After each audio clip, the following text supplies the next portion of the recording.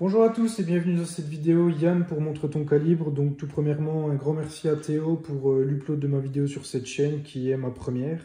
J'ai décidé de la proposer car j'ai réussi à acquérir, donc comme on le voit, non pas un, mais deux modèles de chez Seiko qui sont des éditions un peu spéciales puisque ce sont des modèles limités de la gamme alpiniste. Donc en introduction, on peut parler tout d'abord de l'histoire des alpinistes, puisque ce sont les premières vraies montres sportives proposées par Seiko au début des années 60. Donc il faut savoir que le Japon est composé majoritairement de montagnes, ce qui a poussé Seiko à produire des modèles fiables, robustes et précis pour fonctionner dans ces environnements. Donc de là est née cette gamme alpiniste. Donc comme on le voit, il y a deux modèles qui sont tout simplement proposés dans des très belles boîtes. Donc boîte en cuir plutôt bien finie, donc ça fait plaisir. Donc ça sera plus un unboxing qu'une review puisque les montres sont neuves dans leur coffret jamais porté. Donc j'ai ici, on va l'ouvrir, la Seiko Prospex Alpiniste SPB 201J1 Mountain Sunset. Donc en édition limitée, 2021 exemplaires, qui est sorti en février 2021. Prix boutique 790 €. Et j'ai également celle-ci qui est la Seiko Prospex Alpiniste SPB 199J1, pardon, Mountain Glacier, donc qui est en édition limitée à 220 exemplaires, donc année de leur sortie, et qui était proposée à un prix boutique de 880 €.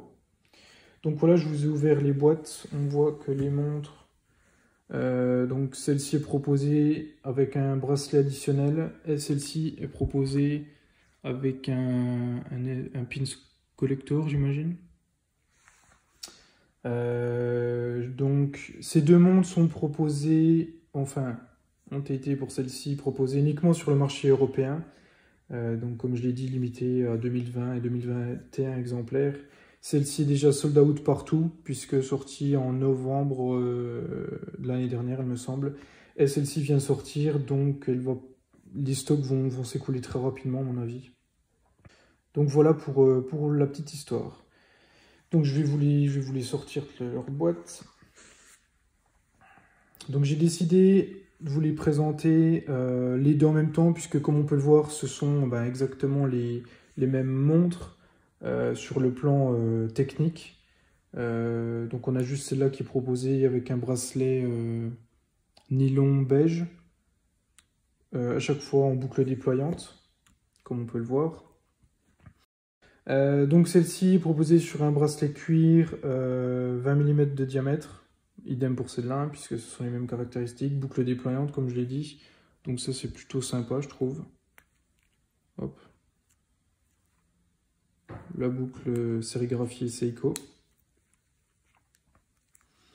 Donc deux belles montres, boîtier en inox de 39,5 mm de diamètre, 13,2 d'épaisseur, donc des mensurations assez correctes, ni trop grosses, ni trop fines.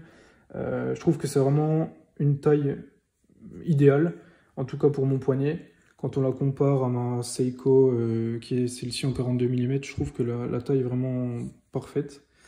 Donc boîtier étanche à 200 mètres. On a donc une première couronne à 3 heures ici et la deuxième à 4 heures qui, comme on peut le voir, fait tourner une lunette additionnelle interne. Donc ça c'est la fonction boussole de ces Seiko alpinistes. On a un verre saphir à l'avant et également un verre saphir à l'arrière avec un cyclope comme on peut le voir à 3 heures. Seul reproche que j'ai à lui faire, c'est que le fond de date ne soit pas de la même couleur que les cadrans. Mais bon, ça reste un détail. Donc on a des très jolis cadrans avec des belles aiguilles.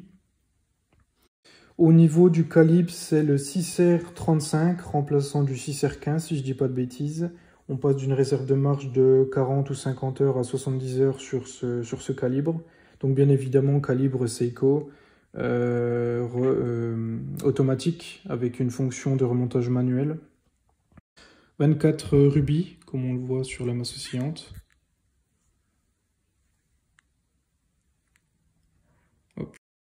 Et donc, on a, donc, comme j'ai dit, la fonction date au premier clic. Hop. Et au second clic, on voit qu'on a une fonction stop seconde pour une mise à l'heure précise. Et ça, je trouve que c'est plutôt appréciable. Couronne vissée également, là on voit qu'elles sont les deux dévissées, mais c'est des couronnes vissées puisque la montre est étanche à 200 mètres.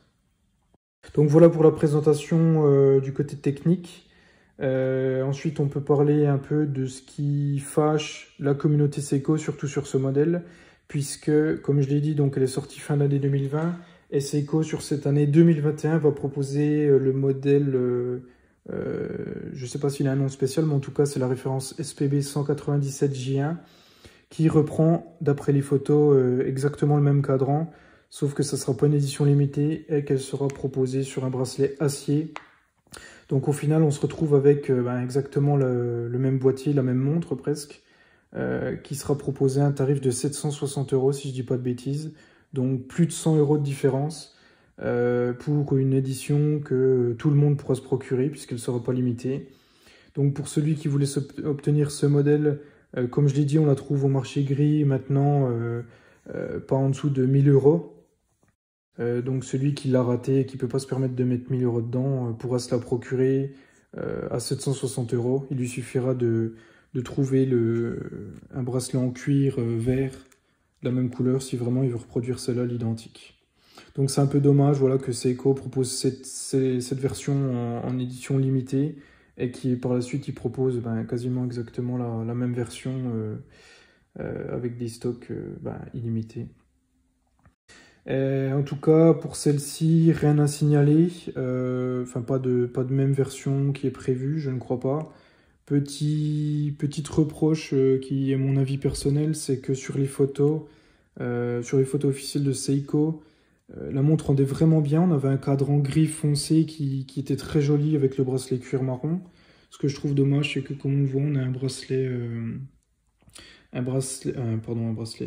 cadran gris lisse et plutôt clair. Et je trouve ça vraiment dommage. Je m'attendais à un cadran vraiment plus foncé que ça.